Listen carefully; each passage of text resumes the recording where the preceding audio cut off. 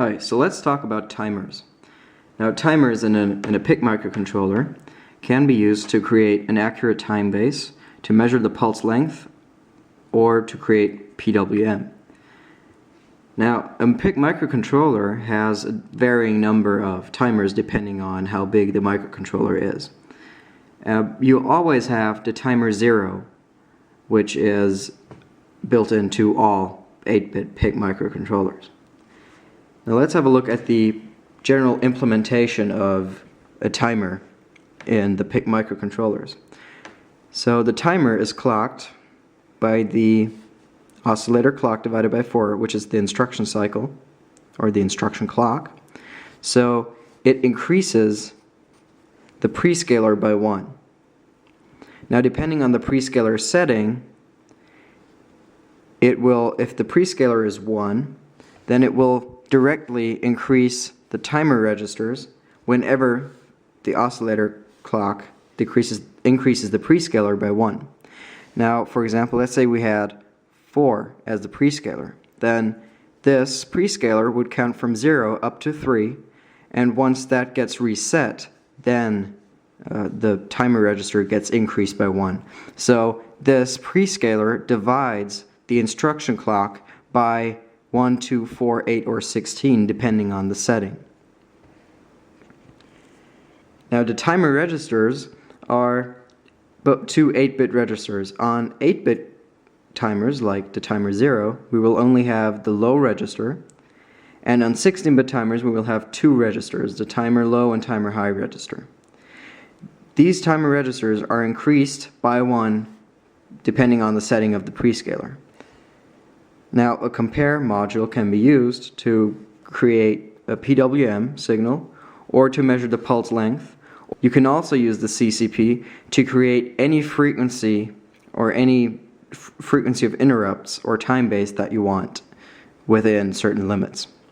And then you might even have a post scaler, which is the same as a prescaler but divides the output of the timer by 1, 2, 4, or 8, depending on the...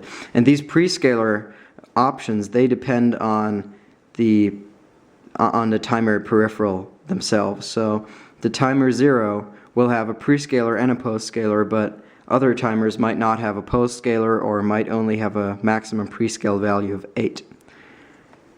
Now, whenever the timer overflows, we can create a timer overflow interrupt. Or also, if the compare module senses that the value it's set to is the same as the timer value, then it's also going to create the CCP interrupt. So what the CCP does, it takes a value, a certain value is saved inside the CCP registers, and it always compares its registers to the timer or counter registers. And the counter registers then, when they reach the value of the CCP registers, then the CCP is going to fire an interrupt. So this is basically an 8 or 16-bit, depending on the resolution of the timer, a 16 or 8-bit continuous counter. Now, as I said, the interrupts that can be created are the overflow interrupt and the compare match interrupt by the CCP module. And this is the prescaler. So as you can see, it basically divides the instruction cycle by the number of steps or by the value that you choose. So if you have got a prescale value of 4, then it divides the instruction cycle by 4. And this is a block diagram just of the prescaler.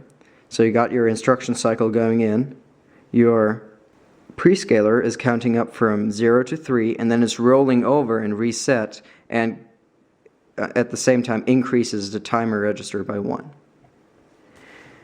Now, to calculate the frequency of this interrupt, we can use, or of the overflow interrupt, we can use this formula.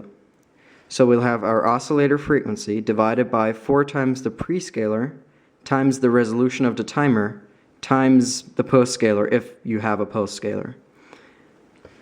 And you might ask why there is 4 times the prescaler. Well, the instruction clock on PIC microcontrollers always is the oscillator value divided by 4. So if you clock your microcontroller, your PIC, from a 1 megahertz crystal, then actually the internal instruction clock cycle is going to be 250 kilohertz, because that's one quarter of the oscillator frequency. And if you're using the compare module, then the frequency is the oscillator frequency, again divided by 4 times the comparator value that you choose, times the prescaler. As you can see, you can rearrange that formula to calculate a value for the CCP registers, depending, or to create a defined frequency of interrupts. So our example application looks like this. We've got the oscillator frequency, which is 4.194304 megahertz, and I'm going to explain that value later. And we want an output frequency of 2 hertz. Now, every time we have an interrupt, we want to toggle a pin. So if we have a 2 hertz interrupt frequency and toggle the pin twice a second, then we will create a 1 hertz output waveform on that GPIO pin. Now, as per the formula for the overflow interrupt, we have our clock frequency, which is 4,194,304 hertz, there, divided by 4 times our prescaler, which I chose to be 8, times the resolution of our counter, which is 2 to the power of 16, because we have a 16-bit counter, and that equals 2 hertz. The only variable that we could change in this formula is the prescaler, because the resolution is fixed and the clock speed is fixed too. So the prescaler can be calculated by the oscillator frequency divided by 4 times the resolution of the counter times the overflow frequency, as we've seen before. And with a prescaler of 8, we will get a 2 hertz interrupt frequency. So this is a block diagram of what we're going to do. We have our instruction clock cycle coming in. That increases the prescaler, which is set to 8.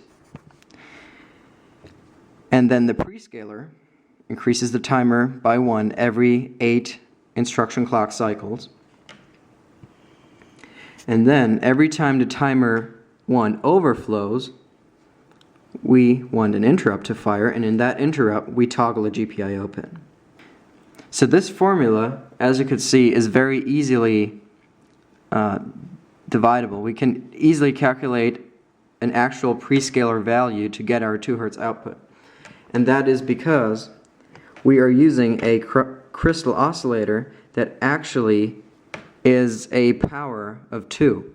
It's actually 2 to the 22. So what we have here is we've got 2 to the 22 divided by 2 to the 2, which is 4, because that's the instruction clock cycle, times 2 to the 3, which is 8, which is our prescaler, and 2 to the 16, which is the timer resolution. So if we add all these exponents together, then we get 2 to the 22 over 2 to the 21, and that equals 2. So now I will show you the code, and then we'll have a look at the example application and if it actually works. So let's have a look at the example application. This example application includes all the stuff we have talked about in the previous videos. So what we do first, we call a function to initialize timer 1. And the function is defined here. And as you can see, we're setting the prescaler to 8 with the prescaler select bits from the T1 con register, which is the timer 1 configuration register. You can look all these settings up in the data sheet under the timer section. And I've got the calculation for the frequency here. So we have our clock frequency divided by 4 times the prescaler times the resolution of timer 1. Timer 1 is a 16-bit counter. and that gives us an interrupt frequency of 2 Hz, or an overflow frequency of 2 Hz. Then what we do next, in the peripheral interrupt enable 1 register, PIE 1, we enable the timer 1 interrupt, or the timer 1 overflow interrupt. And last but not least, we actually set the timer to run. So we connect the timer to the instruction clock so that it gets increased by 1 every 8th cycle as we set with this prescaler. Then we set up the I/O pin, so we say we want it to be an output, we want RB7 to be an output, and we want it to be high first.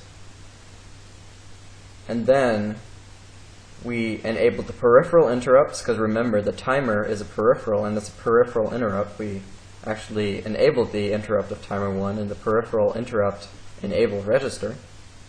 And then we enable the global interrupt enable bit. So we say that, alright, now every enabled peripheral interrupt will actually trigger an interrupt.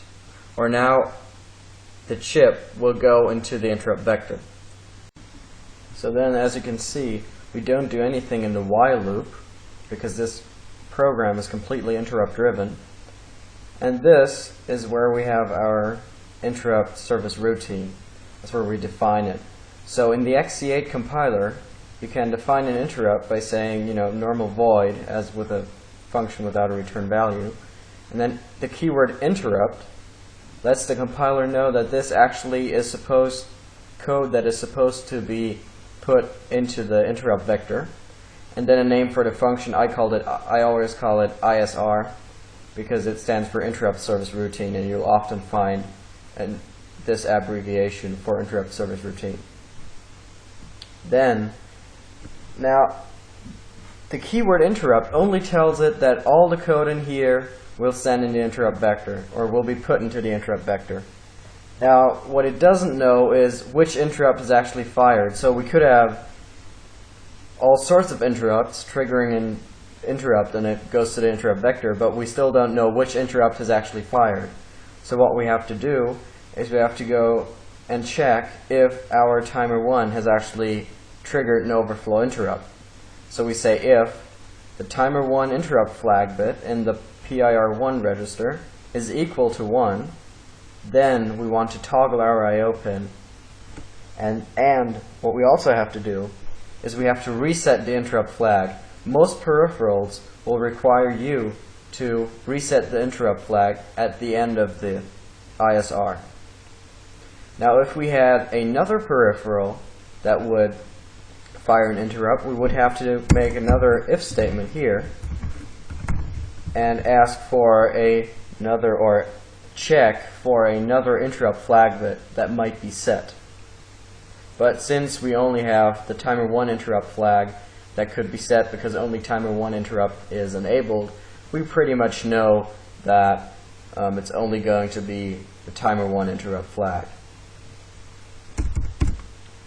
So I will load the code onto the chip, and then I will show you the resulting waveform on the oscilloscope.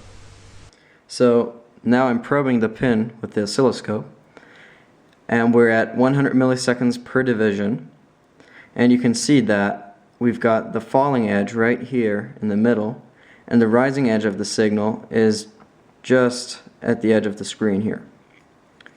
So we've got 10 divisions across the screen.